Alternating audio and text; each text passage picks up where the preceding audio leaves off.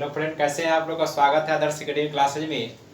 और आप हमके लिए आज हाजिर है एनटीपीसी प्रीवियस क्वेश्चन देखेंगे मेरे भाई, क्योंकि बहुत जल्द आपका CV 2 जो है सेकेंड एग्जाम रिजल्ट आने के बाद डेट फिर उसका जल्दी चला आएगा।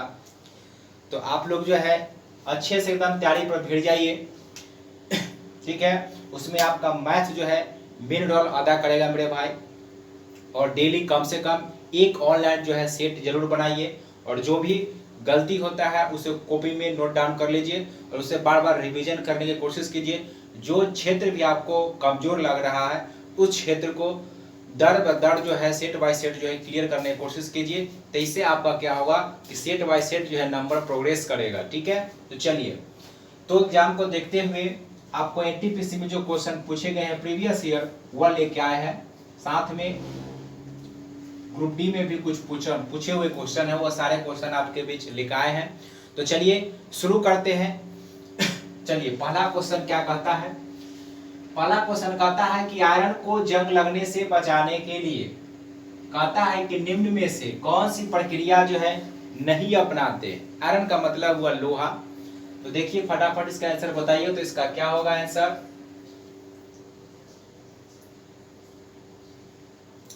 सारे पॉइंट अच्छे से नोट कीजिएगा मेरे भाई, बार बार रिवीजन कीजिएगा।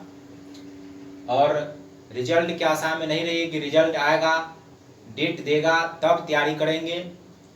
अगर आपका 55 प्लस आ रहा है, 50-55 के बीच में आ रहा है, ओबीसी है और निगेटिव कम है, क्योंकि नॉर्मलाइजेशन पर भी निर्भर करेगा रिजल्ट, और रिजल्ट जो है बहुत सारा आएगा, बहुत रिजल्ट आएगा मेरे भाई, इसलिए तैयारी में भिड़ जाइए।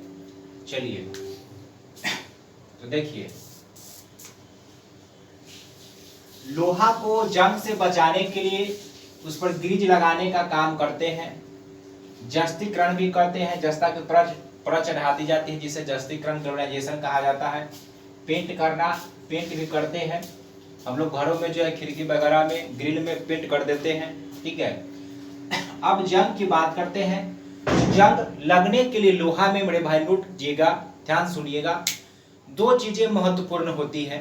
पहला तो ऑक्सीजन की उपस्थिति होना चाहिए, दूसरा नमी की आवश्यकता।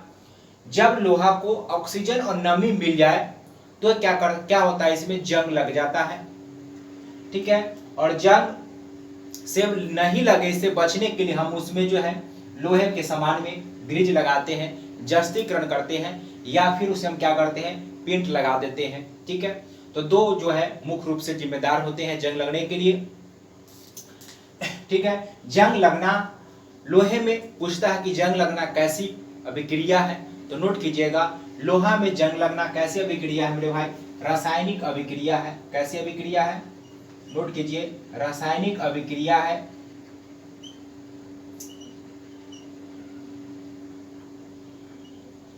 और लोहा में जब जंग लगता है तो Fe2O3 x H2O का निर्माण होता है।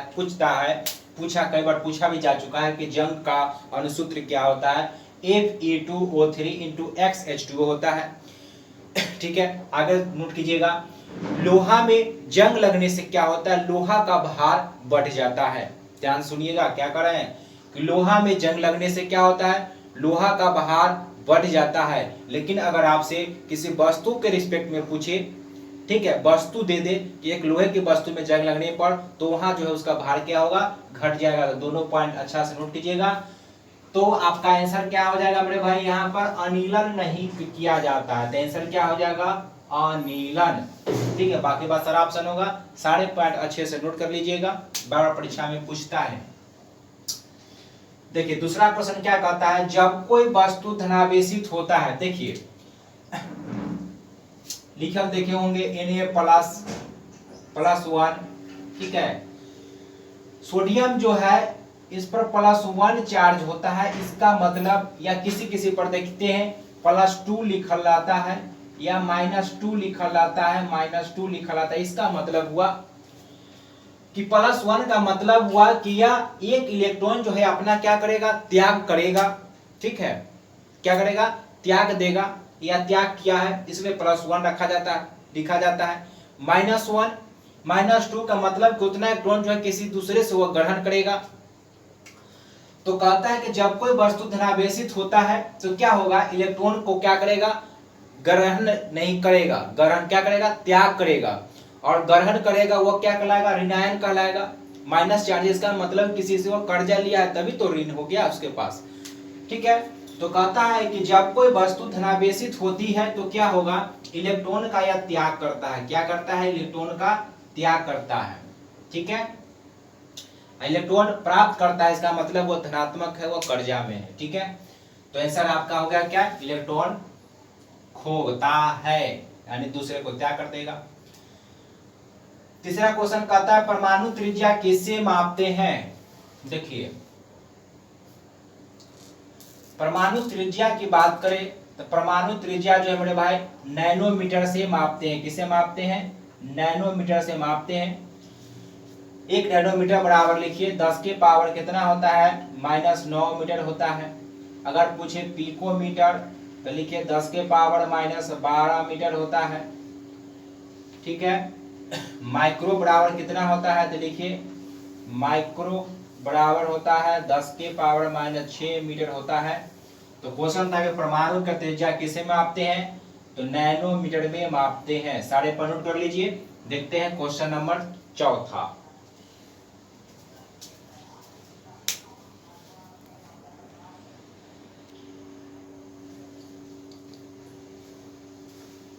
चलिए देखिए बनाइए तो फटाफट क्या कहता है। देखिए कहता निम्न में से कौन सा उत्तक मृत कोशिका का बना होता है। देखिए बात करते हैं मेरे भाई जाइलम कोशिका का। देखिए पौधों में नोट कीजिए, पौधे में 2 जटिल और मृत कोशिका जो है पाए जाते हैं। पहला एक होता है क्या मेरे भाई, एक होता है जाइलम और दूसरा होता है फ्लोएम। यह जटिल कोशिका और मृत कोशिका है, यह पौधों में पाया जाता है।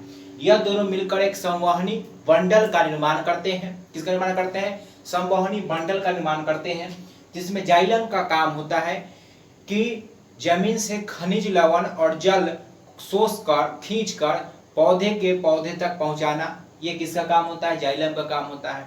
उसके बाद पौधे क्या करते हैं, पौधे अपना जो है भोज्य पदार्थ बनाते हैं। तो फ्लोएम का काम होता है खाद्य पदार्थों का, जो पौधे भोजन बनाया, जो खाद्य पदार्थ बनाए उसको वहां से उठाकर पौधे के विभिन्न भागों तक पहुंचाने का काम जो है खाद्य पदार्थों का कौन करता है, फ्लोएम करता है, ठीक है। और यह मिलकर एक संवहनी बंडल का निर्माण करते हैं और यह एक मृत कोशिका का बना होता है। तो क्वेश्चन था निम्न में से कौन सा पौधे का उत्तक मृत कोशिका का बना होता है। तो आंसर क्या हो जाएगा, जाइलम। पौधे में जो कोशिका भित्ति का निर्माण होता है, पिछले क्लास में बताए थे, कार्बोहाइड्रेट का, यानी कार्बोहाइड्रेट जो होता है वह मुख्य भूमिका निभाता है किसमें, पौधे की कोशिका भित्ति के निर्माण में। उसके बाद बताए थे कार्बोहाइड्रेट न्यूक्लिक अम्ल के निर्माण में भी महत्वपूर्ण योगदान प्रदान करता है और शरीर में ऊर्जा प्रदान भी करता है। तो क्वेश्चन था इनमें से कौन जो है उत्तक मृत कोशिका का बना हुआ है, तो आपका आंसर क्या हो जाएगा, जाइलम हो जाएगा। चलिए नेक्स्ट क्वेश्चन देखते हैं। वसा के बारे में। वसा जो है क्या करता है, यह शरीर में त्वचा के नीचे जमा होता है मेरे भाई, और ये भी इसका भी काम होता है शरीर को ऊर्जा प्रदान करना। और क्या होता है, वसा क्या करता है, शरीर के तापमान को बनाए रखने में, नियंत्रण करने में सहायक होता है। त्वचा भी शरीर के तापमान जो है नियंत्रण करने में सहायक होता है, तापमान जो है। चलिए तो नेक्स्ट क्वेश्चन कहता है किस प्रकार की कोशिका से त्वचा बनी होती है। तो देखिए मेरे जो त्वचा होते हैं मेरे भाई, त्वचा जो होते हैं वो किस प्रकार के, तो अवधि अधिचर्म कोशिका का बना होता है। क्या बना होता है, त्वचा। त्वचा क्या करता है, बाहरी वातावरण से रक्षा करता है और शरीर का तापमान जो का नियंत्रण करता है, तापमान जो है बनाए रखते हैं कौन, तो हो जाएगा त्वचा, ठीक है। तो क्वेश्चन था किस प्रकार की कोशिका से त्वचा बनी होती है, तो अधिचर्म कोशिका से बना होता है। चलिए छठा क्वेश्चन कहता है कि पुरुष में प्राथमिक यौन अंग कौन सा है। तो नोट कीजिएगा, पुरुष में जो प्राथमिक अंग पाया जाता है वह क्या होगा, वह वृषण हो जाएगा। क्या हो जाएगा, वृषण। पुरुष में प्राथमिक यौन अंग जो है क्या कहलाता है, वृषण कहलाता है। क्या कहलाता है मेरे भाई, वृषण कहलाता है। पुरुष में क्या? प्राथमिक यौन अंग। तो चलिए नोट कर लीजिए, देखते हैं नेक्स्ट पॉइंट।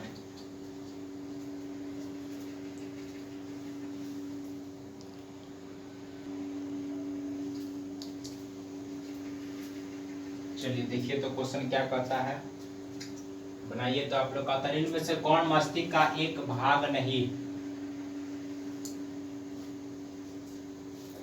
बात करें हाइपोथैलेमस का मेरे भाई, तो नोट कीजिएगा, भूख, प्यास, प्रेम, घृणा, यह सारे का केंद्र कौन होता है? नोट कीजिएगा, हाइपोथैलेमस का केंद्र होता है। भूख लगा है, प्यास है, प्रेम है, घृणा, वह सारे का केंद्र कौन होता है? हाइपोथैलेमस होता है।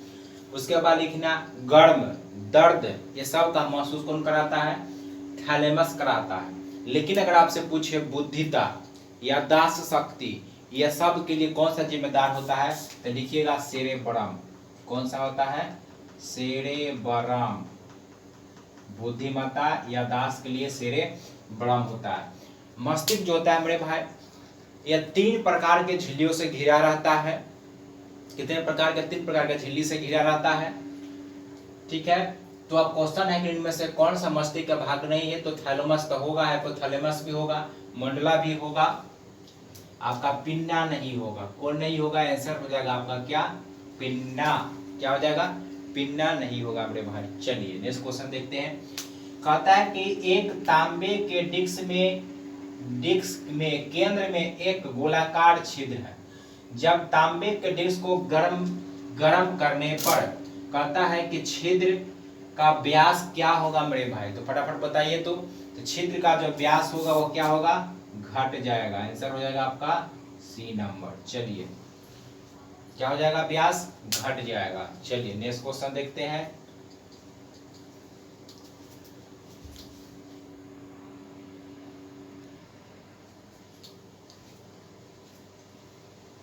चलिए मेरे भाई देखिए तो क्वेश्चन क्या कहता है।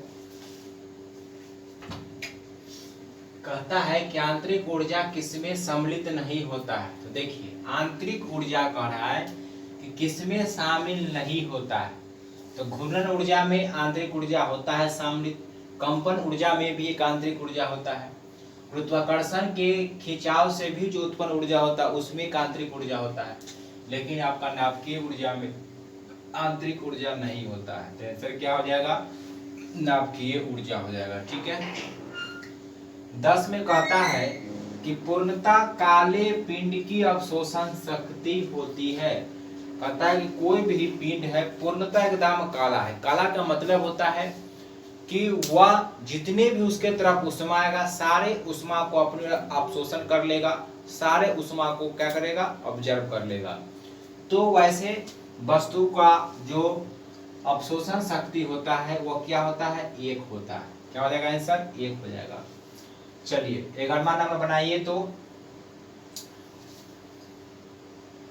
1 बराबर ma फॉर्मूला लगा देना है, फट से बना लीजिए।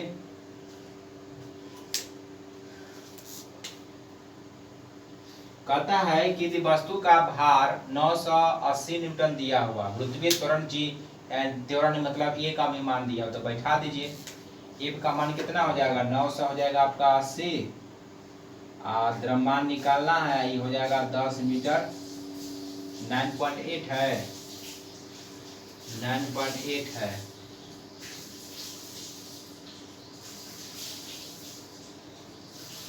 इससे कट जाएगा मरतबे 10 मरतबे m बराबर कितना हो जाएगा? 100 kg। दशमलव खत्म किए, पॉइंट दशमलव खत्म हो गया, 10 बटा में दिए तो 98 से कट गया 10 मरतबे, या क्या होगा? गुना हो जाएगा। तो 100 kg हो जाएगा आपका आंसर। किधर है? 100 kg।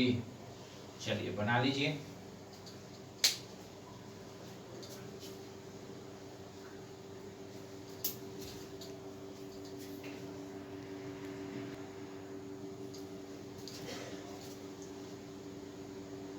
चलिए बनाइए। तो देखिए क्या कहता है। कहता है मेरे भाई कि इंदिरा गांधी नहर कहाँ से निकलता है? तो देखिए इंदिरा गांधी नहर जो है, यह नहर इंदिरा गांधी जो है कहाँ से निकलता है? हरिके बांध से निकलता है। कहाँ से निकलता है? हरिके बांध से निकलता है। तो आंसर क्या हो जाएगा आपका?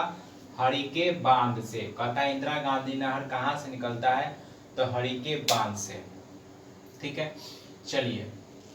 कहता है कि किस हड़प्पाकालीन स्थल से पुजारी की प्रस्तरी मूर्ति मिला है। देखिए, तो यह जो है मोहनजोदड़ो से मिला है आपको हड़प्पाकालीन स्थल पुजारी की प्रस्तरी। उसके बाद अगर पूछे कि किस स्थल से घरों के सामने कुआं का अवशेष मिला है, तो नोट कीजिएगा वो भी कहाँ से मिला है, मोहनजोदड़ो से प्राप्त हुआ है। कांस की नर्तकी की कांस का मूर्ति कहाँ से मिला आपको, वो भी मोहनजोदड़ो से मिला है। लोथल से जो है डॉक यार्ड कहाँ से प्रमाण मिला है, लोथल से एक महत्वपूर्ण जो है बंदरगाह नगर था। तो क्वेश्चन है कि किस हड़प्पाकालीन स्थल से पुजारी प्रस्तरी की मूर्ति मिला है, तो आपका आंसर क्या हो गया, मोहनजोदड़ो से हो जाएगा। कहाँ से हो जाएगा, मोहनजोदड़ो से। ठीक है, अगर आपसे पूछे कि तांबा का रथ कहाँ से मिला है, तो नोट कीजिएगा दैमाबाद से मेरे भाई क्या मिला है, तांबा का रथ मिला है। उसके बाद पूछेगा कि बिल्ली को पीछा करते हुए कुत्ते के पंजे का निशान, तो नोट कीजिएगा वह शनुद्धरों से उसका साक्ष्य मिला है। चलिए, 14 नंबर क्वेश्चन कहता है सुगौली की संधि कब हुआ था। तो देखिए,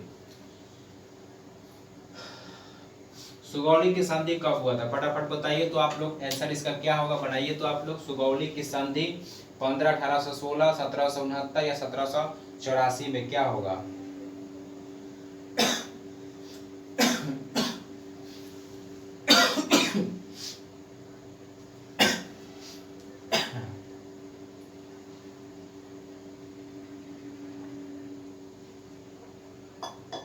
बना लिए। देखिए, 1769 में होता है मद्रास की संधि। क्या होता है, मद्रास की संधि होता है, और इसमें होता है बंगलौर। ठीक है, प्रथम आंग्ल मराठा युद्ध जो है, आंग्ल मैसूर युद्ध जो है 4 आंग्ल मैसूर होता है। प्रथम आंग्ल मैसूर युद्ध जो होता है वह मद्रास की संधि से 1769 में खत्म होता है। दूसरे आंग्ल मैसूर युद्ध जो होता है 1784 में बंगलौर की संधि से खत्म होता है। और तीसरा जो खत्म होता है श्रीरंगपट्टनम की संधि से खत्म होता है, 1792 ईस्वी में होता है तीसरा श्रीरंगपट्टनम की संधि।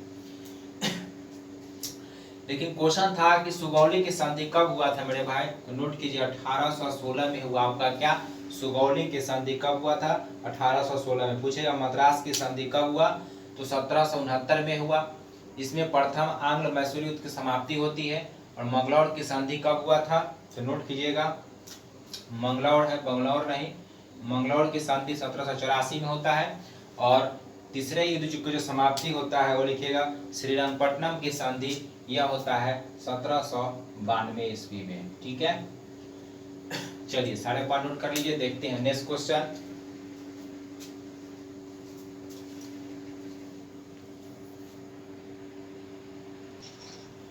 चलिए बनाइए तो 15 नंबर क्वेश्चन फटाफट। देखिए क्या कहता है, कहता है क्या मेरे भाई कि किस संवैधानिक संशोधन के अंतर्गत सिक्किम को भारत का सह राज्य दर्जा दिया गया। देखिए बात करते हैं सिक्किम को, तो सिक्किम को भारत का सह राज्य का दर्जा जो है वह 35वां संविधान संशोधन के तहत दिया गया सह राज्य का दर्जा। और भारतीय संघ में 1974 ईस्वी में इसे शामिल किया गया। ठीक है, संघ में शामिल किया गया, लेकिन इसे पूर्ण राज्य का दर्जा नहीं दिया गया। पूर्ण राज्य का दर्जा जो मिला था इसे, पूर्ण राज्य का दर्जा 36वां संविधान संशोधन के तहत 1975 में, नोट कीजिएगा, इसे क्या मिला, पूर्ण राज्य का दर्जा दिया गया। कब, 36वां संविधान संशोधन के तहत 1975 में। लेकिन सह राज्य का दर्जा, ध्यान से देखिए क्वेश्चन, सह राज्य कह रहा है तो आपका हो जाएगा 35वां संविधान संशोधन के तहत। अगर आपसे पूछे कि भाषाई आधार पर राज्यों का जो पुनर्गठन हुआ, तो लिखिएगा भाषाई आधार पर जो राज्य का पुनर्गठन हुआ था वो 1956 में हुआ था। और प्रथम जो राज्य बना था इसके तहत आंध्र प्रदेश बना। कौन बना, आंध्र प्रदेश बना। लेकिन अगर आपसे पूछे कि राज्य पुनर्गठन आयोग का गठन जो है, राज्य पुनर्गठन आयोग का गठन कब हुआ, तो लिखिए राज्य पुनर्गठन आयोग का गठन जो हुआ था वह हुआ था 1953 में हुआ। कब हुआ, राज्य पुनर्गठन आयोग का गठन 1953 में हुआ। लेकिन भाषाई आधार पर राज्यों का जो पुनर्गठन हुआ 1956 में हुआ, प्रथम राज्य बना। इसके तहत कौन? आंध्र प्रदेश बना था। तो आपका आंसर निकल गया कौन? 35वां संविधान संशोधन के तहत सिक्किम को सह राज्य का दर्जा दिया गया। भारतीय संघ 1974 में शामिल किया गया, लेकिन पूर्ण राज्य का दर्जा 75 में 35वां संविधान संशोधन के तहत। सारे नोट कर लीजिएगा। चलिए 16 में कहता है कि भारत में किस प्रकार की प्रशासनिक सेवाएं हैं। तो देखिए अखिल भारतीय सेवाएं, केंद्रीय सेवा, प्रांतीय सेवाएं, सभी प्रकार के सेवाएं हैं। तो आंसर हो जाएगा क्या? डी हो जाएगा। चलिए कहता है घास का मैदान। अगर आपसे पूछे कि डांस घास का मैदान कहाँ मिलता है तो नोट कीजिएगा ऑस्ट्रेलिया महाद्वीप में मिलता है। अगर पूछे बेल तो अफ्रीका में मिलता है, ठीक है। अगर पूछे पेयरिज तो उत्तरी अमेरिका महाद्वीप में जो है पेयरिज घास मैदान पाए जाते हैं। यहाँ कहा है लानोज यह मिलता है गिवाना उच्च भूमि में। कहाँ मिलता है? गिवाना उच्च भूमि के आसपास जो है मेरे भाई क्या मिलते हैं? लानोज घास के मैदान मिलता है। तो सारे पॉइंट को नोट कर लीजिएगा, ठीक है। तो पेयरिज कहाँ होता है? उत्तरी अमेरिका में। बेल्ट कहाँ होता है? अफ्रीका में। ऑस्ट्रेलिया में डांस घास का मैदान पाया जाता है। चलिए नोट कर लीजिए।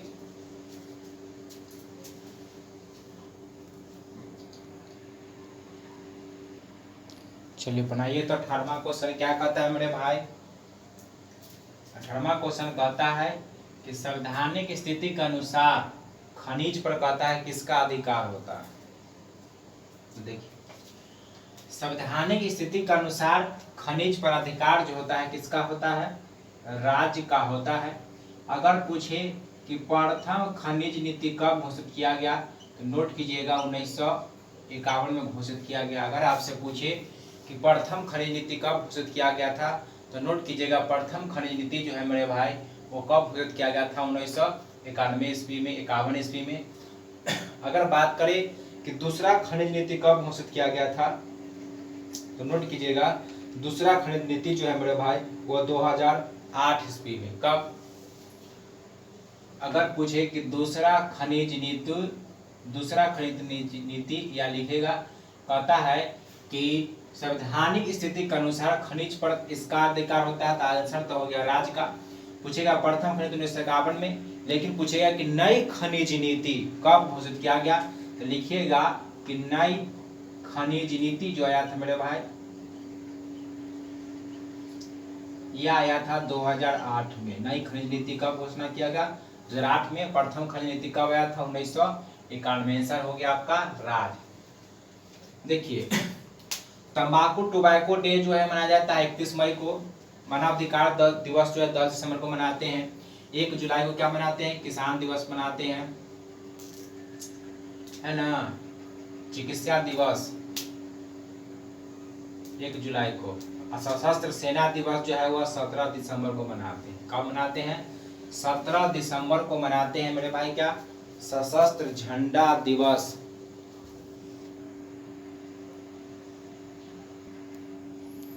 चलिए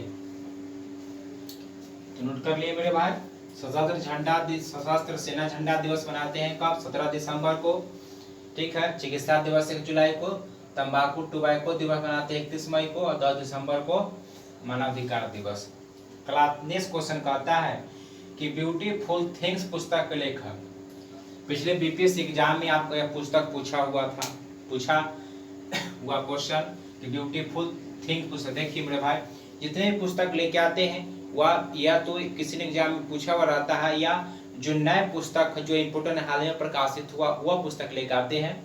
इसलिए कि आप जो आगे का एग्जाम होगा उसमें नए पुस्तक पूछा जाएगा। पुराने पुस्तक जो है अब बहुत कम पूछे जाते हैं। नए पुस्तक किसी व्यक्ति से चर्चा में रहता है वह पुस्तक जो है पूछा जाता है, ठीक है। चलिए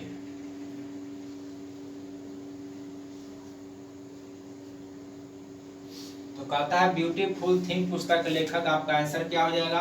हंटर वाइडेन हो जाएगा। क्या हो जाएगा? हंटर वाइडेन होगा, ठीक है। हंटर वाइडेन के कौन सा पुस्तक